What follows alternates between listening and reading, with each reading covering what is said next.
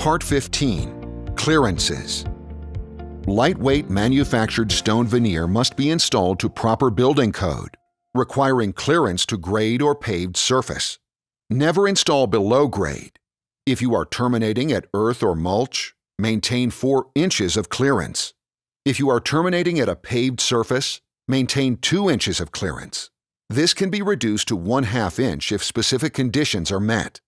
See the NCMA installation guide for exceptions.